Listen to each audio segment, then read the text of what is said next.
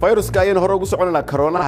waxa fayraskan uu ku sii faafaya dalal hor leh oo caalamka kamid ah waxaana ay dawladda Soomaaliya sheegtay maanta in qof kasta oo wadanka soo galaya oo ka imanaya dalalka oo xanuunku ka dilaacay in la karantiileyn doono go'aankan ayaa ku soo beegmay iyadoo maanta Muqdisho lagu qabtay shir ay ka qayb galeen hay'adaha caalamiga ah oo ay dawladdu lacag ka badan 7 milyan oo ay ku weydiisatay deeq bixiyaasha si loogu diyaar garoobo fayruska wariyaha BBC Muqdisho Bella Shogo ayaa ka wareysatay wasiirka dawladda xafiiska ra'iisul wasaaraha Soomaaliya maanta waxa soo yeernay hay'adaha muhiimka ah oo ka shaqeeya arrimahan experience u leh si aan ayaga u weydiisano waxyaalaha ugu horeyn loo baahan yahay in Soomaaliya laga gacan qabto aan ognahay eraboorada inay hadda ugu weyn yihiin meelaha muhiimada aan saarayna marka diyaar garowga noocaas waan sameynay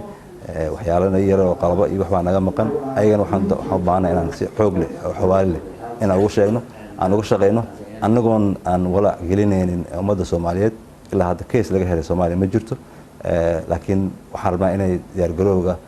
shakhsiga ah diyaar garowga dawladeed iyo diyaar garowga guud ahaan inaan isla meel dhigno wax wacyigelin ah oo xanuunkan ku aadan ma wadaan oo bulshada ma wacyigelinaysa wacyigelintaas waa mid ugu weyn aan rabno inaan xoog saarno wasaaradda way bilowday shalay ilaa iyo daraad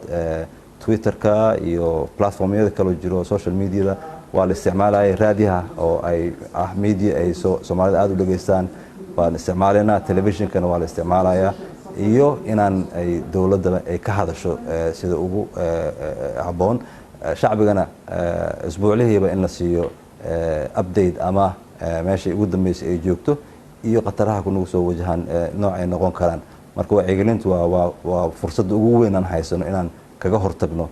cudurkan ilaaha naga hayo Soomaaliya ilaaha ka hayo Soomaaliya waa wadan nugul umana baana hadda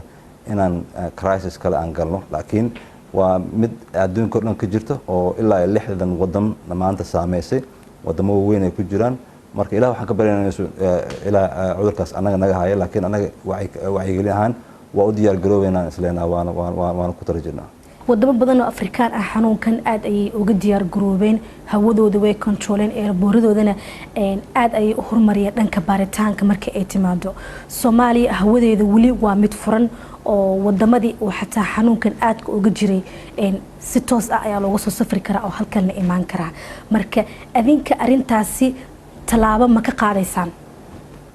dawladaha hadda ay saameysay talaabooyin kala duwan ay qaadeen loona mana wada simana in go'aankaas la qaatay annaga waxaan aaminsanahay hadda qof Soomaaliyeed oo muwaadin Soomaaliyeed wadankiisa ku soo noqonaya inaan si nabad loo dhigi karin wadankaas ma ku soo noqonaysid laakiin waa inaan talaabooyinka ku haboona aan qaadano dhalinyaro oo Soomaaliyeed wax ku barata wadanka Shiinaha ayaa jiro ganacsatada Soomaaliyeed oo ka ganacsata China jiro wadamada hadda lagu soo sheegay ama Iran ha noqoto ama Italy ha noqoto waa wadamo Soomaaliya wadamada ay Soomaalidu tagto dooman Iraniyiin Soomaaliya imaado waa jiraan marka anaga hadda waxaan qiyaasta aan qaadanayna waxay tahay in horta wacyigelinta geeyno in hadii ay jiraan shakhsi ama laba ama 10 ay wadamadaas ka imaanaya sida markaas ku haboon inay dawladda markaas go'aan uga qaadato laakiin hadda ilaa hadda go'aan guud ma jiro aan leenahay diyaaradaha noocaas ma imaan karaan wadamada noocaas lama soo gali karo